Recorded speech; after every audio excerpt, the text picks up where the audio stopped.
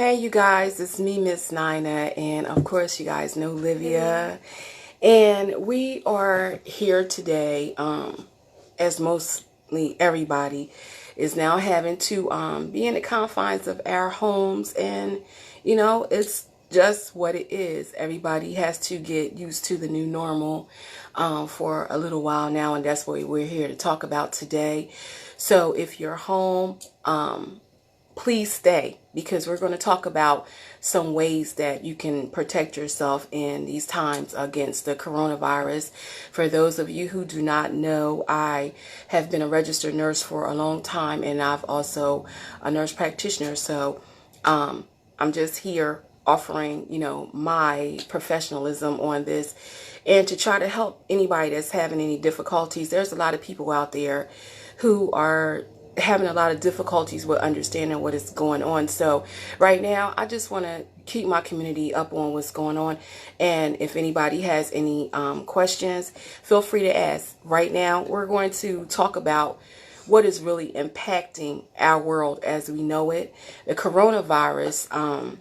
Right now, I want to give you a personal story that I had with a friend who is a registered nurse in a New York hospital, and right now she is having a very hard time. So I posted this morning for everybody to pray for healthcare personnel. They are doing the very best they can. The ones who are working with people who actually have the coronavirus.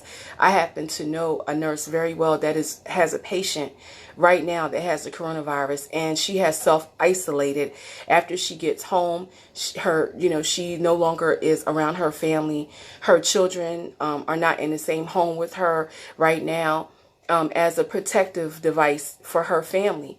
And as she is watching and taking care of the person that has the coronavirus, she is very well aware of the fact that it could possibly be her. So that is what I'm here to talk about today. The dangers, but also to help everybody understand that we got to pray for those who are putting their lives on the front line to help those who have been affected by the coronavirus. It's really a hard situation to understand. For those of you that are trying to contact me, I'm sorry if I can't answer your phone calls right now. For many of you know, I've recently lost my father, so I have people that are calling me for different things right now, and I want to thank you for those prayers as well. They're very much appreciated, and I love you all for that. But for right now, I feel as though that I really need to be on here offering some of my professional assistance to my own community to help them to try to get ready for something that is very real. If you have not been taking this seriously, I really think that it's time that you should. I was out this morning, and there are children outside playing on basketball courts, and they're out of school. Why is this? They're out of school for a reason. We have to keep our children inside the house to protect them. It's not summertime and they're just out of school and now is the time for the kids to play and all that. That's not what this is about. So please, mothers, grandmothers, fathers, whatever, whoever is taking care of these children, keep them in the house. And they're actually supposed to be in school during this time. So we are supposed to be homeschooling our children at 9, 10, 11 o'clock in the morning. They're not supposed to be outside playing basketball on basketball courts with other children. I mean, you do whatever it is that you want to do, but what I'm telling you is that is not what this is about. It goes much deeper than that. We're not in a summer session and your children are outside supposed to be mingling and playing with other children. They are supposed to be in the home and protected against the coronavirus. Don't you agree? It's things that they should be taking more seriously. This is not time for your kids to be out and playing in the streets, and no, that's not why the schools were shut down. This is not why your kids are being sent home, and that's not what this is about. We have to start taking things very seriously, and for those of you who didn't take it seriously before, I'm going to let you know some reasons why you should take it seriously. Okay, back to why I'm on here.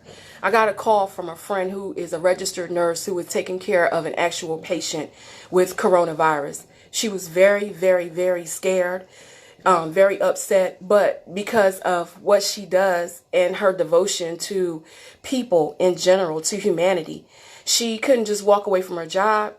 This is what she took an oath to do, and that was to take care of people who are ill. So she is taking care of somebody that has the coronavirus in a hospital, and for that reason, she has to stay isolated from her family. She has young children, and now her mother is forced to take care of her children so that she can continue to go to work and take care of her patients.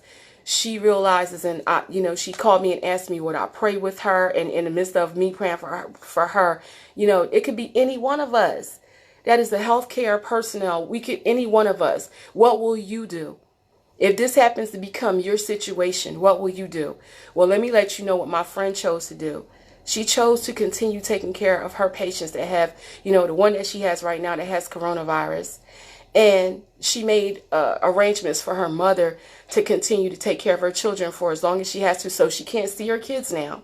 They have to Skype, or they have to, she's trying to help them do the homework when she gets off of work, and she's looking at, her computer and trying to look at her kids' homework and trying to help them because her mother doesn't understand how to do the homework with the kids. So can you imagine what kind of situation she's in? But she called me and asked me would I pray for her. And I know that the God that I serve, and I know the God that we all serve, he's only one God. And regardless of wherever you at and whatever you're doing, we're praying to the same God. Believe me. And he does not wish for this to be the way that it is, regardless of what most people think. But I'm not going to get into that because this is not a religious conversation. But she asked me to pray with her, and I did. And I continue to pray for every healthcare personnel out there, or with people who have to work with other people right now. It's very hard. People are afraid. They are scared. They don't know what to do. You know what I'm saying? And they don't know how to handle this. And it's leaving a lot of people emotionally, unraveled. They just don't know. So they're asking for prayer. So for anybody that, wants prayer, you can inbox me. And, I'm in need of prayer my own self because of what I'm going through. But guess what? I'm still strong enough to help pray for somebody else. I'm still strong enough to pray for somebody else. We just have to be strong enough and, take this walk together and do what we have to do for each other.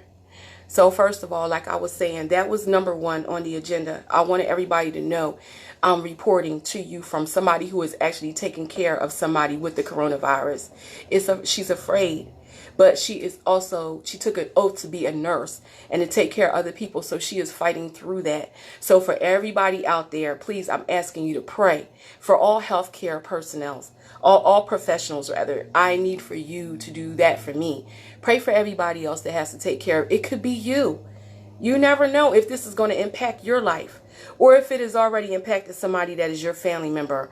And there's healthcare professionals that are out there helping your family member. So why not keep them in prayer so that their family can know that they're okay as well?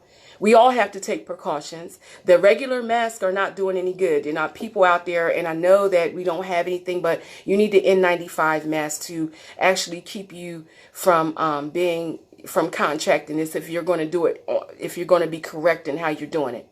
So you're going to need the N95 mask. So make sure, of course, that you are hand washing. Don't touch your face. Don't touch your eyes. Don't do anything that you can have this enter into your system.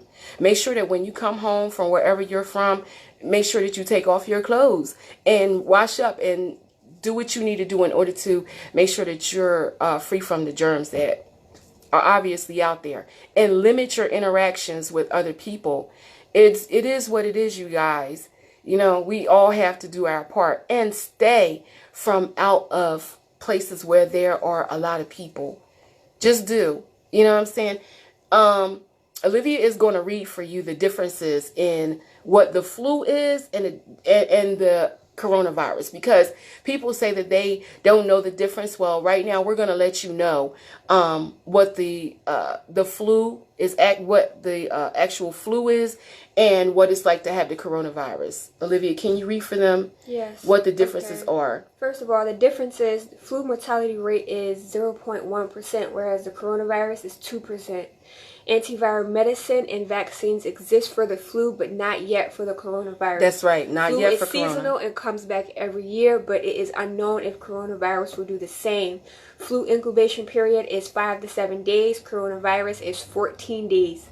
Experience and immunity to coronavirus is minimal, whereas flu has been around for at least 500 years. But I want to let them know what the difference is in how they're going to feel. So if you were to have the coronavirus, what should you look for? Fever, cough, shortness of breath, and difficulty breathing. Fever, cough, shortness of breath, and difficulty breathing. And when we say cough, dry cough. Dry cough. Okay, now give them the flu. Fever, cough, sore throat, runny and stuffy nose, muscle, body aches, headaches, and fatigue. So there is a difference in in what you will be experiencing, the signs and the symptoms. There is an actual difference between it. And pay attention, really pay attention to how you are feeling. They also say that gargling with warm salt water before the coronavirus, before it enters down into the lungs, it actually stays within the area right here in your throat. So if you gargle with salt water, you will lessen the possibility and the chances of it going any further, and making sure that you do this often. I really can't stress that enough. If you do it often, when you come in, when you go out, if you did come in contact with it, you might even be able to lessen the effect that it has on you once it enters into your lungs. Now, I can't promise you that, but we're just trying to read for you what the CDC has sent out and let people know what we should be doing in order to prevent this from getting into, making it even worse for ourselves. Make sure that you take your vitamins. People don't understand. Take your vitamins. Make sure you build up your immunity as much as you possibly can, because this will help you fight off. It really will. Anything, not just the coronavirus, it'll help you fight it off. Also, if you don't have all the other stuff to clean up with, let me tell you something.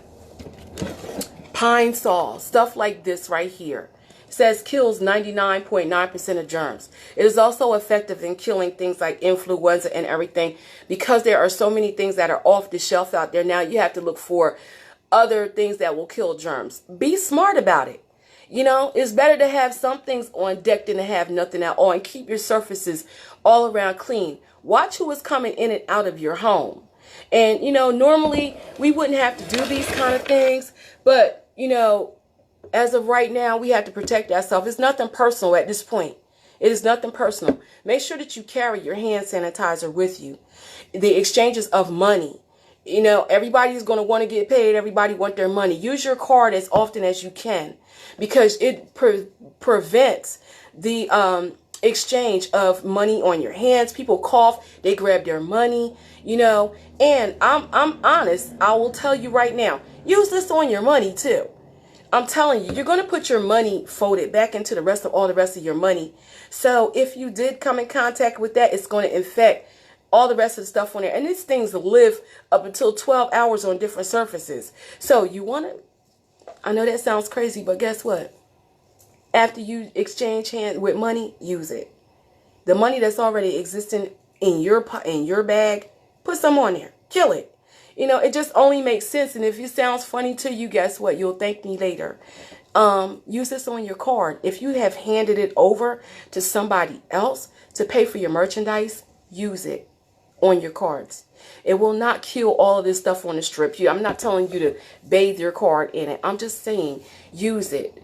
You know what I'm saying? So that you can be safe. Absolutely. You don't want to just open yourself up to this and say, oh, I'm going to just use. There's no reason to have this if you're not going to use it.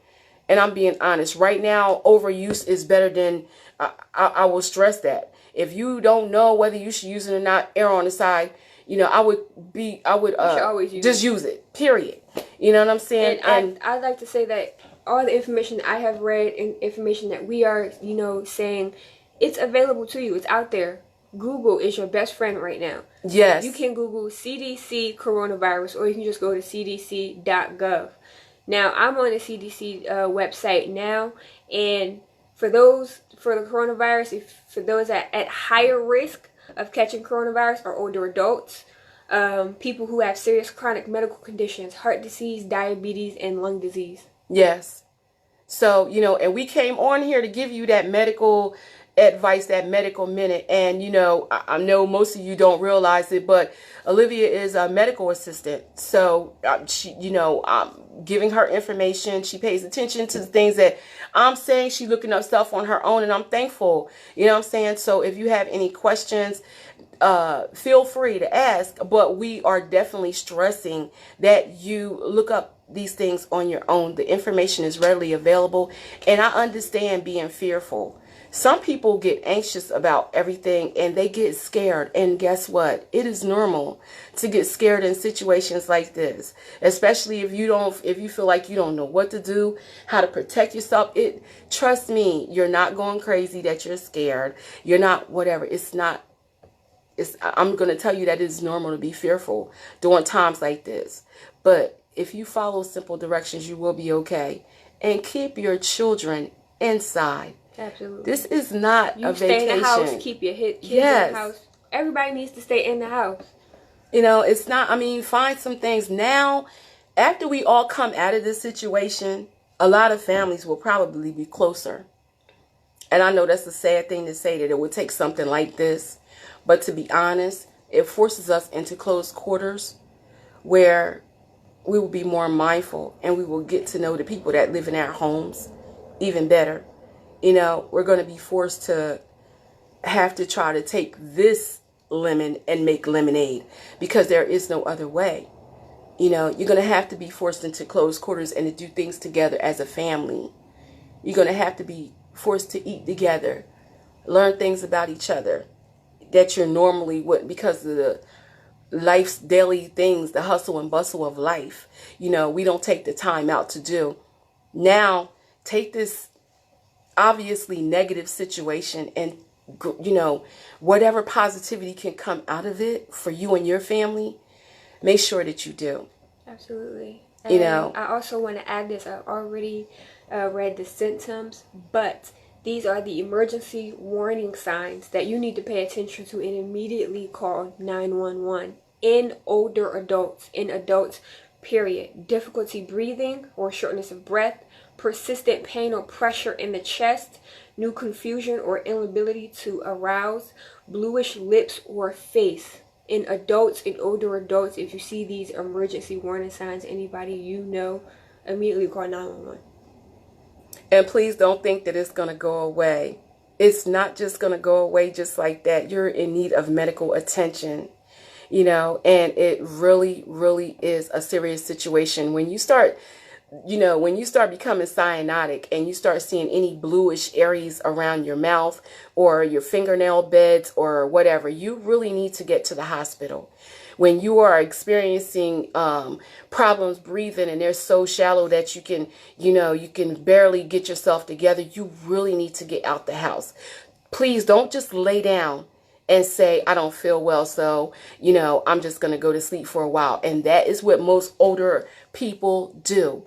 They go to sleep and they feel as though when I wake up, I'm going to feel better. Please do not let your loved one do that.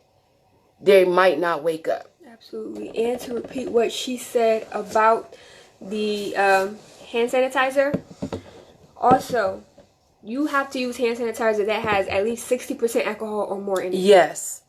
Or it's not killing anything. That's right. So, Purell kills 99.9% of germs. So, therefore, if it doesn't say that on the bio, or it doesn't have more than 60% alcohol, do not buy it. Or use plain alcohol. Plain alcohol is always going to be the safest. If you can't find hand sanitizer, use plain alcohol pads or whatever.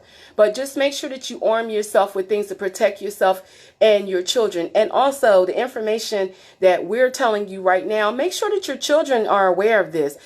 Kids get runny noses. They're outside playing with other kids. That is the reason that we're telling you this in the first place. Because if you let your kids outside and playing with other children, and that other kid gets sick, and your kid had a runny nose, a cough, the other kid, it's the exchange. Children do this anyway. They're just going to be kids. Next thing you know, your children are sick. That's the reason why they're not in school. You know what I'm saying? So, okay, kids get on your nerves. It is what it is, but they're ours. Absolutely. And we love them. And so, just so you guys know that this is serious, this is the latest update. The state of New Jersey has 267 cases. 267, you guys. Pennsylvania has 133 cases. Delaware only has 19. But worldwide, there is 201,000 cases. And so far, there are 100 deaths in the United States. Now, I'm going to tell you right now, do you know how fast that can progress? Because every last one of those people have come in contact with 5 to 10 more people each. Absolutely. If you got any trips, cancel them. Any cruises, cancel them. You should not be going out of the states. You shouldn't be going on cruises overseas. You shouldn't even be going to another state. Stay home. Read a book. Binge watch something on Netflix. Play some games. Take this time to do some self-inventory. Do some self-growth. Write a book. Do some things that you wanted to do if you were able to stay home. Now you're home. And most importantly, clean your entire house from top to bottom. Everything needs to be bleached and disinfected. And also, please do not mix chemicals, you guys. Don't mix bleach with ammonia. Don't mix bleach with pine salt and ammonia with pine salt. Don't do it. A lot of people are thinking, I'm going to mix all of this stuff together so it kills these germs. That could kill you. So, you know how many people that I have seen in the emergency room because they combined chemicals and almost killed themselves? So I'm letting you guys know right now, be smart in what you're doing. Do not combine chemicals in order to kill the coronavirus. The things that we need to use, it is specified. And, you only need to use one product. Perel for your hands, other hand sanitizers, like we were saying, that kills 99.9% of the germs or whatever. Don't go neurotic and start combining chemicals to kill off the coronavirus and become a victim to another whole situation yourself. Please don't do it. We understand. I definitely understand. As a practitioner, I understand that people are afraid and they are fearful of what can happen. But I'm letting you know right now, if you follow the rules that the CDC has put out there for everybody, then you should probably be okay. And limit yourself. Nobody wants to be self-isolated. Nobody wants to stay at home. Limit yourself to those small gatherings. If you're going to have something, interact with the same people all the time that are not sick, have not been out, and learn how to question the people that you're around. Have you been anywhere new? This might save your life. And it is nothing personal. Like I was just saying, there's nothing personal going on right now except for people trying to save their lives and the lives of their families. So, it's a lot of things going along. And our show today, we came on here today to talk about this because one of my friends that is a registered nurse is actually caring for someone who has the coronavirus at this time. And she called me crying, asking me for prayer. She can't walk away from her patient. She doesn't have the authority to do that, especially if she doesn't want to lose her license. She's worked a long time for that. But more so, she is just a person like I am, a person like you are, faced with a situation that we have to now take care of people with this disease, with this virus that is deadly. So what did you do? So she's done what she had to do. She's self-isolated and she takes care of her patient. And her mother is taking care of her children. So we all have to do what we have to do. And I just want to say, everybody, start praying. You know what I mean? And if you're a kind of person, I want to say this. People are saying, well, people wasn't praying before Miss Nina, this, that, and the other. I don't care whether people were praying before. This is not a time for you to be judgmental. For you to be saying that, God's not going to listen to people's prayer. They wasn't praying before. So what? They wasn't praying before. I don't even care whether they ever believed in God until now. That's not your problem. That's not my problem. But what we need to do is learn how to love them regardless, and love everybody regardless. It does not matter whether that person ever believed in God until now. The fact of the matter is that now they're asking God for help, and you should be joining in, and that's it. No judgment. No judgment. Just love. It's not up for any one of us to decide why this came about or whatever. The only thing that we are supposed to do is love and help each other. That is it. Point blank. So, if you decide that you just can't deal with it, because people are falling apart throughout this, they're afraid. And obviously, there's a reason to be afraid. But you can be helped. You know what I'm saying? And you're not alone. We are all in this situation together. This is for the first time in, a long time. Every person in this world is in the same situation. And we all have to ride or die in it with each other. And you know what? The more you read up on it yourself, the less afraid you'll be. That's right. Because you're getting the information for yourself. CDC.gov is your friend.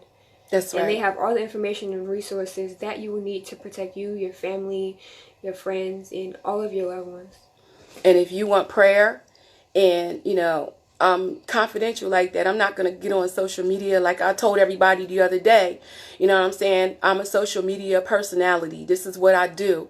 But my personal life is my personal life. And most of you don't even know what that entails unless I tell you.